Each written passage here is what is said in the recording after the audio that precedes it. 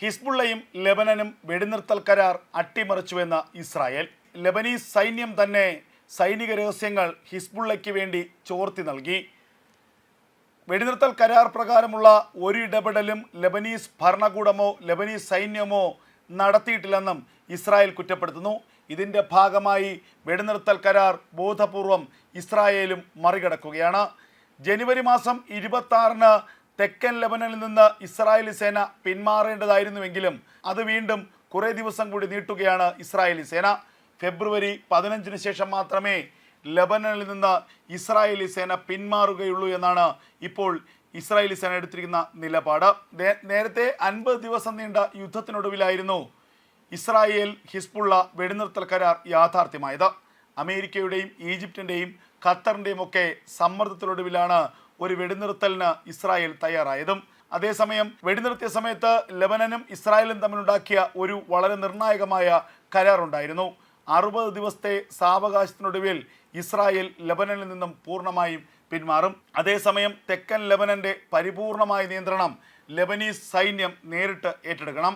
തെക്കൻ ലെബനനിൽ നിന്ന് ഹിസ്ബുള്ളയെ പൂർണ്ണമായും മാറ്റിവിടണം, ഒഴിഞ്ഞു പോകണം ഹിസ്ബുള്ള ആ പ്രദേശങ്ങളിൽ നിന്ന്.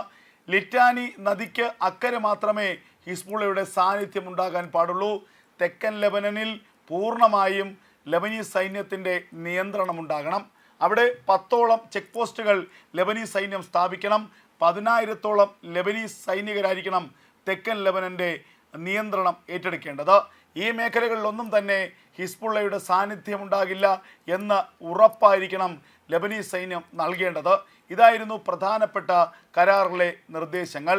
എന്നാൽ ഇതൊന്നും തന്നെ 60 ദിവസം കഴിഞ്ഞിട്ടും നടപ്പായില്ല എന്നുള്ളതാണ് ഏറ്റവും ശ്രദ്ധേയമായ കാര്യം. 60 ദിവസം കഴിയുമ്പോഴും തെക്കൻ ലെബനനിൽ ഇപ്പോഴും ഹിസ്ബുള്ളയുടെ സാന്നിധ്യമുണ്ട്. ലിറ്റാനി നദിക്ക് ഇക്കരെ ഭാഗത്തും ഹിസ്ബുള്ളയുടെ പ്രവർത്തനങ്ങളുണ്ട്. ഹിസ്ബുള്ള ഈ വെടിനിർത്തൽ കരാർ യാഥാർത്ഥ്യമായതിനു ശേഷവും ഹിസ്ബുള്ള പലതവണ ഇസ്രായേലിന് നേരെ ആക്രമണത്തിനൊരുങ്ങി. ആ ഘട്ടങ്ങളിലൊക്കെ തന്നെ ഇസ്രായേലിൻ്റെ തിരിച്ചടി ഉണ്ടായി. ഏറ്റവും ഒടുവിലായി 2 ദിവസം മുമ്പ് സിറിയ ലെബനൻ അതിർത്തിയിലെ ഹിസ്ബുള്ളയുടെ ആയുധ സംഭരണ കേന്ദ്രങ്ങളിലേക്ക് ഇസ്രായേലിൻ്റെ കനത്ത ആക്രമണമുണ്ടായിരുന്നു. അങ്ങനെ ഹിസ്ബുള്ളയുടെ ഒറ്റപ്പെട്ട ആക്രമണങ്ങളെ പ്രത്യാക്രമണം നടത്തി നശിപ്പിക്കുകയായിരുന്നു ഇസ്രായേലി സേന ചെയ്തതെങ്കിൽ ഏറ്റവും ഒടുവിലായി ലെബനനിൽ നിന്ന് ഇസ്രായേലി സേന പിന്മാറേണ്ട സമയത്ത് ഏറ്റവും ഗൗരവമുള്ള നിർണായകമുള്ള ഒരു ഇസ്രായേലി സേന കൈക്കൊണ്ടു. ഉടനൊന്നും തന്നെ ലെബനനിൽ നിന്നും ഇസ്രായേലി സേന പിന്മാറില്ല. അന്താരാഷ്ട്ര സമ്മർദ്ദങ്ങളുടെ അടിസ്ഥാനത്തിൽ ഉണ്ടാക്കിയ വെടിനിർത്തൽ കരാർ ഏകപക്ഷീയമായി അട്ടിമറിച്ചത് ഹിസ്ബുള്ളയാണ്. എന്തുകൊണ്ട് ഇസ്രായേലിന് നൽകിയ വാഗ്ദാനങ്ങൾ ലെബനീസ് ഭരണകൂടം പാലിച്ചില്ല? ഏറ്റവും ശ്രദ്ധേയമായ ഒരു കണ്ടെത്തൽ ഇപ്പോൾ ഇസ്രായേലി സേന നടത്തിയിരിക്കുന്നത് ഈ യുദ്ധത്തിലെല്ലാം തന്നെ ഹിസ്ബുള്ളയെ സഹായിക്കുന്ന നിലപാടാണ് ലെബനൻ ഭരണകൂടം എടുത്തത്, ലെബനൻ സൈന്യം എടുത്തത്. ഇസ്രായേലിൻ്റെ ആക്രമണങ്ങൾ മുൻകൂട്ടി തന്നെ ഹിസ്ബുള്ള ഭീകരവാദികൾക്ക് ലെബനീസ് സൈന്യം ചോർത്തി നൽകി.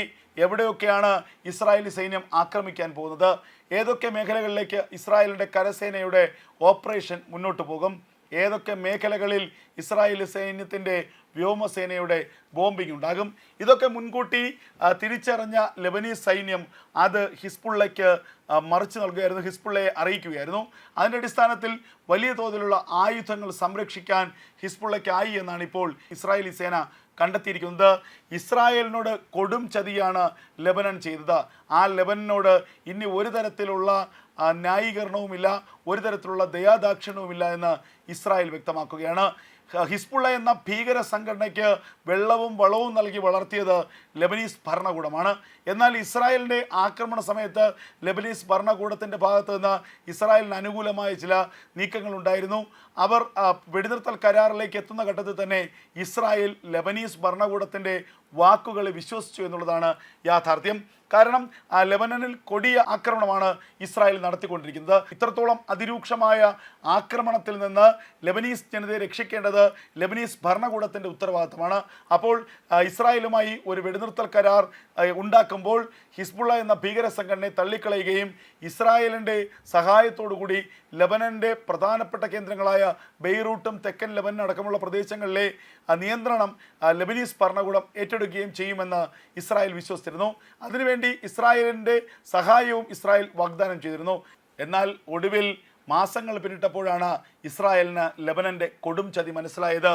ഹിസ്ബുള്ള ഭീകരവാദികൾക്ക് വേണ്ടി വിടുപണി ചെയ്യുകയായിരുന്നു ലെബനീസ് ഭരണകൂടം ചെയ്തുകൊണ്ടിരുന്നത്.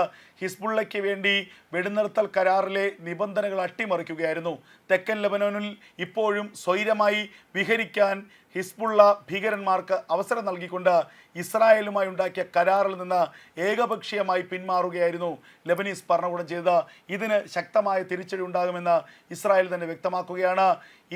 ഈ യുദ്ധം വീണ്ടും ആരംഭിക്കുമെന്ന് ഇസ്രായേൽ വ്യക്തമാക്കിയിരിക്കുന്നു.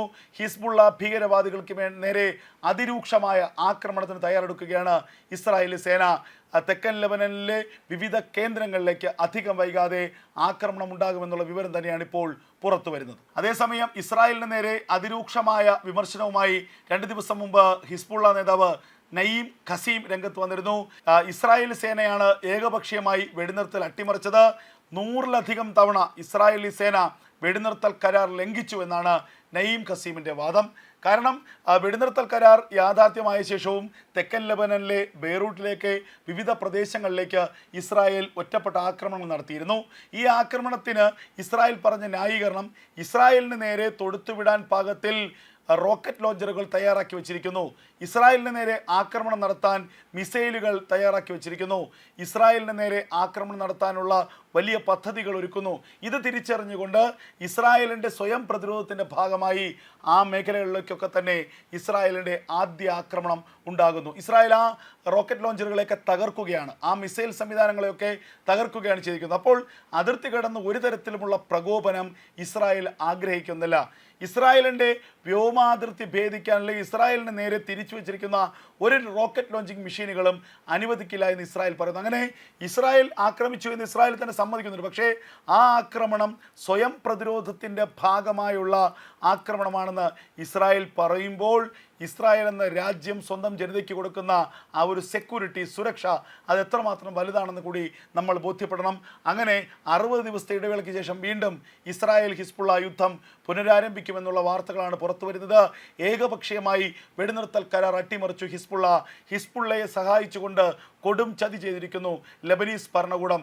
ഇനി ഒരു ദയാദാക്ഷിണ്യവുമില്ലാത്ത ആക്രമണമായിരിക്കും ലെബനന് നേരെ നടത്തുക എന്നതാണ് ഇപ്പോൾ ഇസ്രായേൽ പുറത്തു പറയുന്ന യഥാർത്ഥ കാര്യം. ഇസ്രായേലിനോട് കൊടും ചതിയാണ് ലെബനൻ ചെയ്തത്. ആ ലെബനനോട് ഇനി ഒരു തരത്തിലുള്ള ന്യായീകരണവുമില്ല, ഒരു തരത്തിലുള്ള ദയാദാക്ഷിണ്യവുമില്ല എന്ന് ഇസ്രായേൽ വ്യക്തമാക്കുകയാണ്. ഹിസ്ബുള്ള എന്ന ഭീകര സംഘടനയ്ക്ക് വെള്ളവും വളവും നൽകി വളർത്തിയത് ലെബനീസ് ഭരണകൂടമാണ്. എന്നാൽ ഇസ്രായേലിൻ്റെ ആക്രമണ സമയത്ത് ലെബനീസ് ഭരണകൂടത്തിൻ്റെ ഭാഗത്തു നിന്ന് ഇസ്രായേലിന് അനുകൂലമായ ചില നീക്കങ്ങൾ ഉണ്ടായിരുന്നു. അവർ വെടിനിർത്തൽ കരാറിലേക്ക് എത്തുന്ന ഘട്ടത്തിൽ തന്നെ ഇസ്രായേൽ ലെബനീസ് ഭരണകൂടത്തിൻ്റെ വാക്കുകൾ വിശ്വസിച്ചു എന്നുള്ളതാണ് യാഥാർത്ഥ്യം.